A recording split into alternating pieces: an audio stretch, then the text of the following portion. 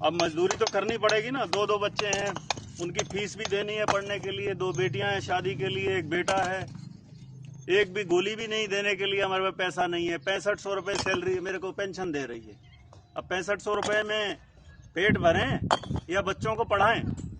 अब चाय की दुकान भी खोलनी पड़ेगी, उस पर बोर्ड लगा दूंगा, हरियाणा सरकार का क्लास 1 गस्टेड अफसर चाय की रेडी पे चाय बेच रहा है। अब यहाँ मजदूरी कर रहे हैं, कम से कम 600-700 रुपये दिहाड़ी तो मिलेगी। हम कौन सा यहाँ पे रजवाड़े से पैदा हुए हैं, पढ़ाई लिखाई करके मेहनत करके अफसर बने थे, लेकिन सरकार ने जहाँ से शुरुआत करी थी वहीं पे हमने वहीं पहुँचा दिया इसने। और ये बीजेपी की सरकार जो है, ये सिर्फ पूंजीपतियों के खाते भरने के लिए है। खट्टर साहब बोलते हैं मैंने बड़ी लावणी करी है, बड़ी ये करी है, जरा कदे पेंशन छोड़ेगा क्या?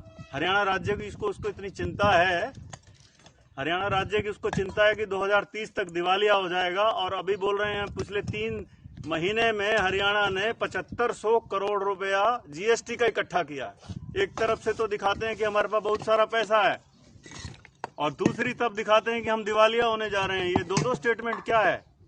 एमपी को, एमएलए को 4-4 बार की पेंशन, और हमने अपनी सारी जिंदगी दे दी 58 साल तक सरकार को, एक पेंशन देने में भी उसका दिवालिया होने पे आ जाएगी। ये बीजेपी के नए कंसेप्ट आ गए हैं, सिर्फ बेवकूफ बना रही है देश की जनता को। और दोबारा अब लोगों सचेत हो जाओ, वोट की चोट दे दो इनको। जब तक वोट की चोट नहीं दोगे तो ये सुधरेंगे नहीं।